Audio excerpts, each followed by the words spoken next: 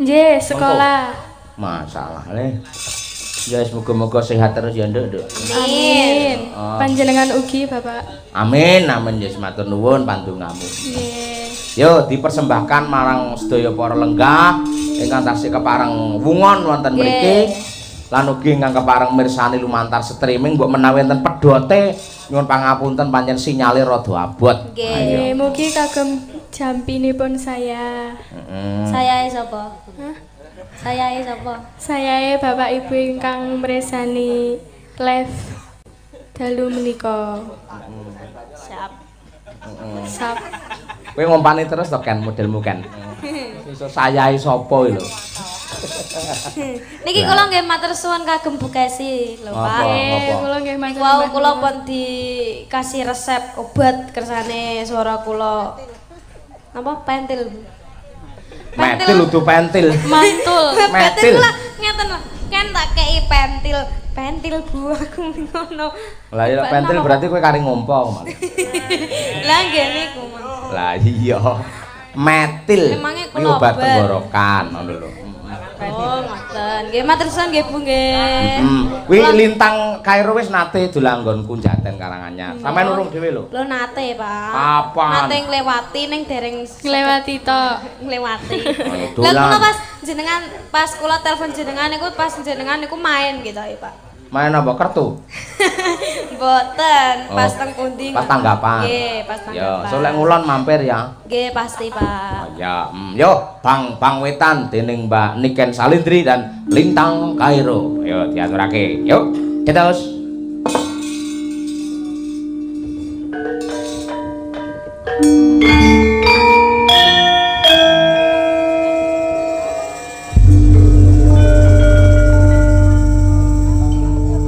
Bang wis rahina, bang wis rahina, srengenge muncul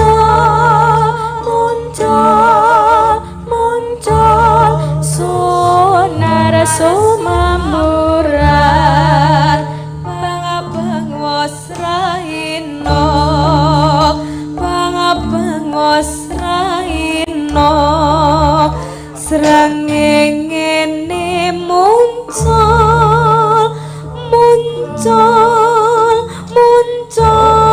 sunar sumamburan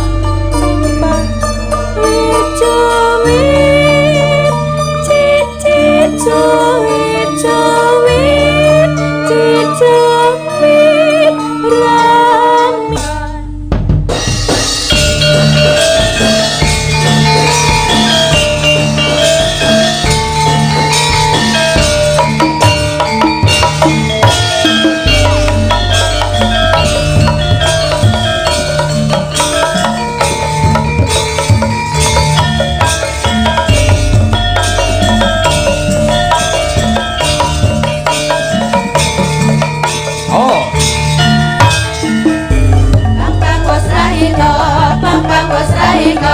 Srengenge muncul sonar sumamburan, bang wis rahina, srengenge muncul sonar sumamburan, cuwit rame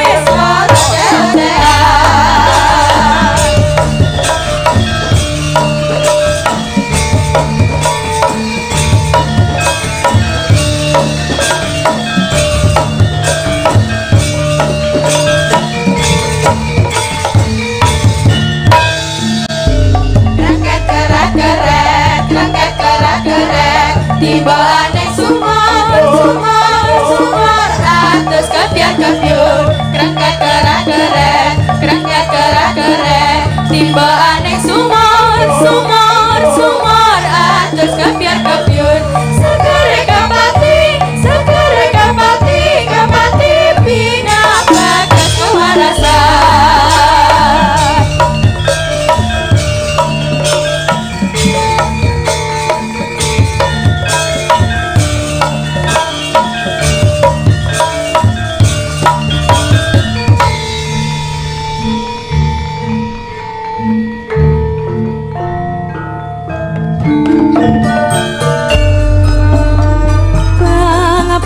Seraino bang-bango Seraino seranging ngene muncul sunara sumamburan bang-bango Seraino bang-bango Seraino seranging ngene muncul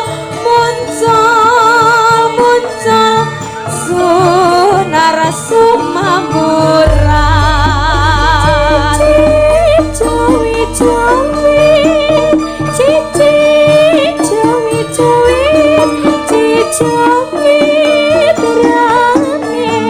suara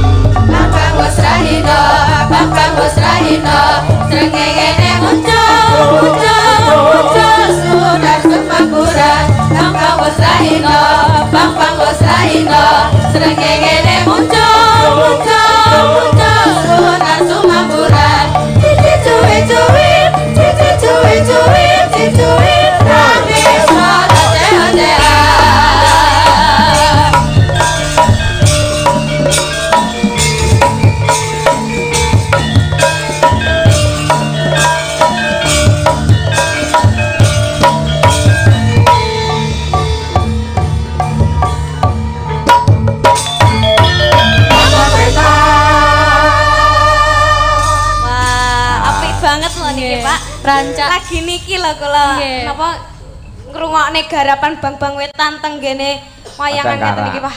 versi Jan kene hebat versi banget. Madangkara. Nggih, Iya. versi Madangkara. Kebayang sangat, Pak. Sok dadi iki ya, iki nang YouTube lek eneng. Nggih. Iringane iki lho. Nggih. Sampeyan dipelajari cah loro. Siap. Ya toh, bar kuwi siap. pas limbukan pertama sing joget sampeyan cah loro. Oke. Oh, nggih, siap. Pertanyaane wayangane kapan ya? Oh, gampang. Gampang piye? Mengke latihan mawon digolek-golekne mawon. Oh iya. Promo ngono, Pak. Sisingkas. Ayo. Siap. Anu, kita golekne rada keras, genduk lintang istirahat sih, Nduk. Kita golekne sing Oke. keras-keras sampean sing alus-alus wae.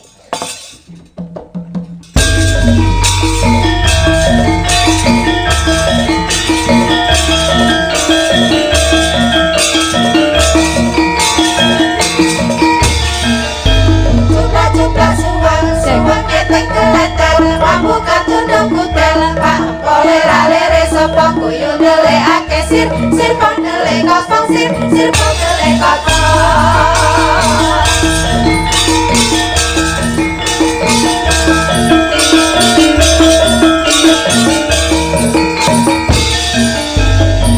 Cupra suwang suwang keteng keleter Rambu katundung kutel Pak kolera lere sopo kuyu dele ake sir pong dele kopong sir pong dele kopong sir pong dele kopong.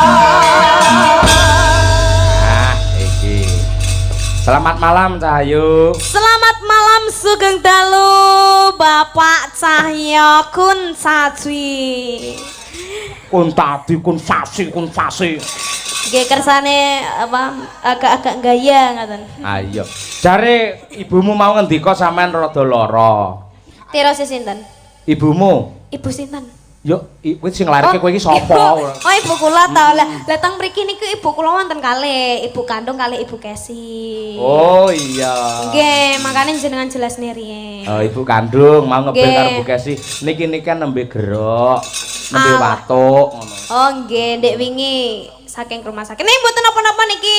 Pun sehat walafiat kok. Nggih, Alhamdulillah. Bapak. Pokoke lek nderek jenengan niku semangat 45. Heeh. Atas hari kemerdekaan ini harus mempunyai semangat yang tinggi. Jadi negeri kita semakin jaya dan kita juga semakin jaya. Ngoten lho, Pak. Amin ya rabbal Amin. alamin. Nggih. Niki acarane napa, Pak? Acarane bersih dusun. Bersih dusun. HUTRI. Nggih. Terus karo suran. Oh, acarane dadekne setunggal ngoten to? Telu dadi siji. Niki ngirit napa? Anjane pelit niki. Apa? Ngirit napa pelit? Lah kudune piye kudune yen Lah munggung kudune piye? suran dhewe, kemerdekaan dhewe. Oh, suran Ning- yo wayangan dhewe, Oh, kemerdekaan nggih. wayangan Nggih, dhewe. no, nggih. Terus apa kuwi jenenge sijine apa mau? Bersih dusun Bersih yo dusun nggih wayangan dhewe. dhewe. Nggih, kudu Setahun napa? ping telu berarti. Nggih no. Oh, lek caramu ngono kok daleme Pak Kasun ngarepe ditulisi Kasun Sida Ludes ngono malah. Sampeyan Allah nggih enak. mboten apa ning tetep disyukuri alhamdulillah. Sanes lek teng desa kula namung elektun, Pak. Nek teng desa kula namung elektun. Loh, sampean ki sinden kondang mbok digerakke piye ngono carane? Nanggap Digerak. wayang apa-apa ngono. Loh. Lah wong kula nggih tanggapan kok teng desa kula nggih ndike tanggapan lek nggih pripun ngoten malian. Oh iya, matur kenal karo Pak Lurah nggenmu. Mboten no, kula mboten nate kenal Pak Lurah kula. Oh, kenalmu karo sing nanggap-nanggap tok ya. Nggih. Oh iya, ora Kula apa-apa. niku nggih mboten sombong, kurang serawung ngoten, Pak. Loh, kurang sarung kok mboten sombong iki piye to? Kuwi tegese pamane kula mboten sombong, kula menika lari pinter. Lah kuwi pas. Asline kula menika mboten sombong. Sejatosipun kula menika kucluk. Lah kuwi malah tunggale kuwi mau ora. Wis lupakan. Ayo matur sih karo Pak Kasun. Nggih, karo Pak Sis. Kasune sing pundi niki, Pak? Kae lenggane. Oh, sing damel jilbab maksudnya niku. Ah, wi dadak. Oh, nggih, Pak Kasun sugeng Pak Kasun. Matur suwun sampun nimbali kula Pak Cahya sak rombongan dan juga Lintang Kairo. Mugi-mugi panjenengan sehat selalu, Pak. Mugi-mugi panjenengan panjang umur lan ora lokak ning malah kebak rezekine. Lan kagem sedaya masyarakat teng mriki Desa Gunung Gundul. Napa? Gundul karo botake beda. Oh. Lek gundul iki entek kabeh. Lek botak iki sing tengah tok sing entek ngono. Oh, ngaten. Heeh. kagem sedaya warga Gunung Botak. Nggih mugi-mugi pikantuk rezeki saking Gusti Allah, pikantuk berkah saking Gusti Allah, tambah rukun wargane, tambah rezekine, tambah anake, lan mugi-mugi saged nyaur utange. Allahumma amin. Lek amin yo setengah-setengah lho, sing sepuh kok tambah anake yo bingung. Ndungane sing pas wae. Lah, kula ndongakne sing napa jenenge tasik nom-nom ngoten niku lho. Oh iya, mulo dijelaske. Lek tambah anak kan nggih tambah rezeki ngoten lho, Pak. Durung karuan, zamane wis beda. Lek anak akeh-akeh lek ora nganti tanggung jawab ya padha karo nyitak kire nduk saiki iki. Lek mbiyen iki pancen banyak anak, banyak rezeki. Mulo terus akhirnya difilter lagi ada program KB 2 anak cukup. Ngono tegese men efisien upamane iso ngragati ing bab apa kuwi jenenge dhuwit diragati sekolah iso ning perhatian untuk anak yang banyak itu sulit. Oh ngoten. Dadi 2 anak cukup ngoten. Cukup, laki-laki perempuan sama saja ngono. Oh nggih, siap Pak Cahyo. Niki kula dikengken apa, Pak? Yo nyinden masa areng geblok kuwi ya enek lho ora. Sik, niki kula kok mboten penak kalih omongane jenengan mau. Pripun Lintang pun gadah pacar napa dereng? Terus Niken kok sopan men, rajin salat. Mboten ngomong ngoten kok. Piye to? Niken iki bocah ngomong pripun, Bu? Arting blok. Pripun, Bu? Bu Kesi yo mbelani yo. Mboten pacar niku saestu senengan kula, Pak. Saestu niki. Dadi duwe pacar kowe? Lho, kula niku lho lek mboten wonten pacar niku kula mboten doyan maem malahan. Pacar apa maksudmu? Nggih, umpami pecel ngoten niku dikeki pacar. Sego goreng ngoten niku dikeki pacar. Ngoten niku, Pak. Dadi seger. Kuwi jenenge acar. Lek sego goreng ki acar, lek sego pecel kuwi capar. Ayo. Oh, dadi benten, Pak. Kali pacar niku benten. Heeh, beda. Lek pacar niku napa, Pak? Pacar. Nggih. Pacar itu adalah orang yang dicintai namun belum berkeluarga. Lek kuwi. Lah belum berkeluarga kok saged dicintai, Pak? Iki weh. Iki lek tak jawab jane aku jawab ya iso lek tak jawab. Lek sampun berkeluarga tapi dicintai niku senes pacar. Bojo. Oh, bojo. Berarti ayah kula niku bojo kula. Sapa? Ayah. Kula kan cinta ayah. Berarti ayah niku bojo kula, kan sampun berkeluarga kali kula. Sik ora ngono. Iki angel men to iki diarane. Bapakmu karo ibumu lak saling mencintai. Wis sing enek nang kene Pak Cahyo karo Bu Kesi saling mencintai. Lah kuwi bojo. Oh nggih. Ngono, heeh. Terus? Ning cinta antara bapak dengan anak, anak dengan bapak itu adalah sayang. Oh, sayang. Tidak berangkat dari nafsu. Heeh. Oh. Mudeng. Lek pacar napa, Pak? Lek pacar pripun? Piye to iki? Pacar kuwi wong lanang gandeng karo wong wedok, ngono kuwi ning urung berumah tangga. Oh, ngoten tasik kenalan TTM. TTM apa? Teman tapi dekat. Kowe ngerti singkatan apa ora to? TTM teman tapi dekat iki lho. Teman tapi mesra nggih. Ngapunten kami serontolen iki. Iya. Sementing sekolahe lho Nduk ya. Nggih, Lah ngevlog nang IG aja nesu-nesu ngono ya. Mboten, Pak. Ayo harus nesu-nesu aku melu tratapan nyapa cah iki ora. Saiki ana pamundhut caping gunung ngaturno Nduk. Ayo. Siap. Caping gunung dening Mbak Niken Salindri. Pancen karaktere beda, yen lintangi alus. Yen Niken iki pancen ya cara sego pecel ya pedes kae. Kula niku alus, Pak, asline. Asline ya, Nduk. Nggih. Lek pas turu niku alus kula. Mboten saged nesu-nesu, nggih mboten mencak-mencak ngoten niku. Heeh, bener. Ya saiki nembang lek ngono, yo. Caping gunung. Dijenglengne ya, Nduk. Dijembeng, Pak. Jenggleng, bocah iki. Wah, iki mari tratapan ora. Sing jenggleng sinten jenengan? Sing jenggleng jenengan. Ya aja aku ndalang kudu demes nang kene mosok jenggleng ora. Aja lek nanang aja. Anjlok ke bumi. Ya engko kan iso karo jenggleng dhewe wong ya cah pinter. Ayo. Sinden cerdas. Saben bengi tepuk tangan Pak Bu.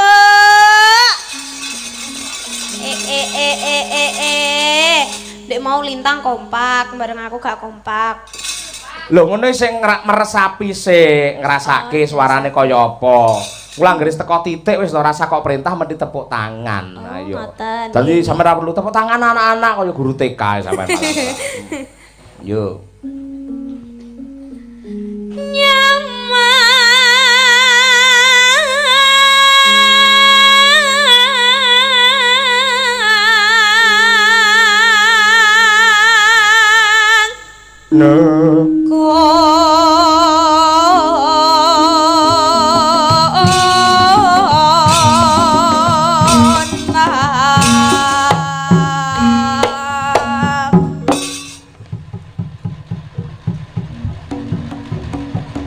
Apa Nduk? Ayanmu kumat ta Nduk?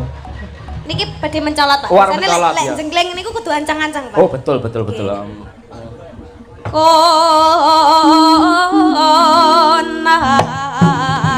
nyon sewu nggih Bu Kesi nggih. Mengke mboten napa-napa to? Sik. Oh nggih Bu Kesi siap. Niki saestu mboten napa-napa to kula. Ora apa-apa bebas iki. Siap. Sak dhuwur-dhuwurmu ngono. Ndang. Niki jarake pirang meter niki Pak? Saestu. Oke, siap.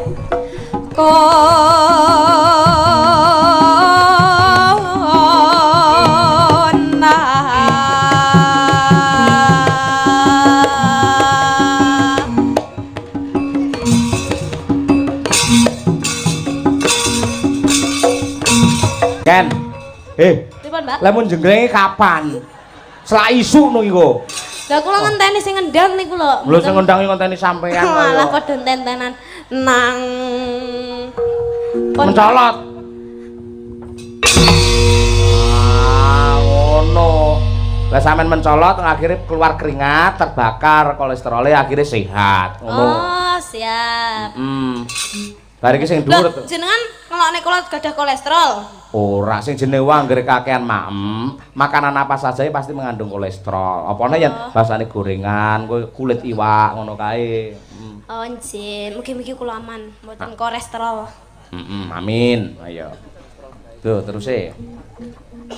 Yen mamaja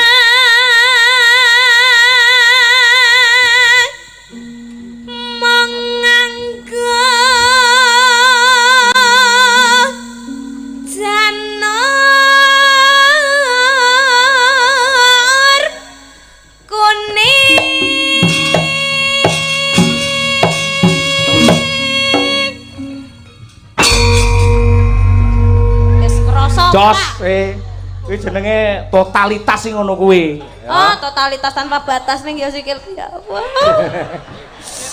Mugi enek apane ta ya? Ora apa-apa, Ndung. Lek enek keseliomu tak tambakne ora apa-apa. Ah, mboten napa-napa nek wonten tambane biasane nggih. Apa ya? Heeh. Wis to, aja meng anjlok nang isor. Kok nang kali barang ya, Nduk ya. Gampang. Niki mengke lek sampe kok gunung botak niku kula anjlok niku lek sansaya sip. Oh, aja anjlok nang gunung mandul kondakan. Ayo. Kula tang ngisor mawon nggih, Pak. Aja nang kene, aja nang isor. Soalnya tang dhuwur niku mboten penak lho, Pak. Penak. Kula mboten penak kali Bu Kesi. Penak wis tak jaluk ning ngapura. Nuwun sewu, Bu, ngono wis. Nyuwun sewu nggih, Bu. Wah, Nanang cemburu Nanang. Nanang niku ndek winganane nembak kula, ndamel chat tapi. Piye? Kan gelem dadi pacarku gak ngono. Tapi chat niku Pak, saestu chat. Oh, terus? Chat teng HP. Heeh. Iki jelas Nanang po duduk wong rada ndak blabur ngono kok. Iso ngechat aku ngoten lho, Pak. Lho iso saiki, iso teknologi canggih kok. Mau ya WA aku yo ana. WA pripun, Pak? WA pripun? Pak Dalang, pripun kabare? Kula pun teng panggung, jenengan teng pundi? Wah, panggunge lampune padhang. Mengke diaturi mingkal nggih, Pak nggih? Iya no. Sengko ae pas entek-entekane goro-goro ngoten lho, Pak. Jahat men kowe ora. Yo.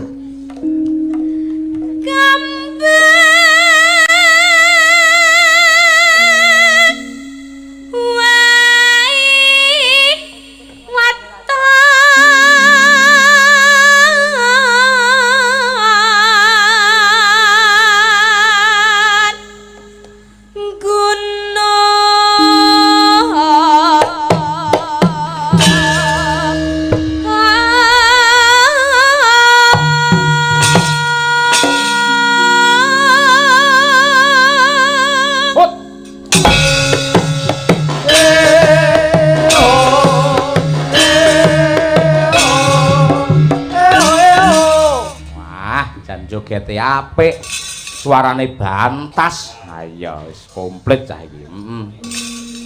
Yo dipalarke ya Ken. Nggih. Ya. Yuk.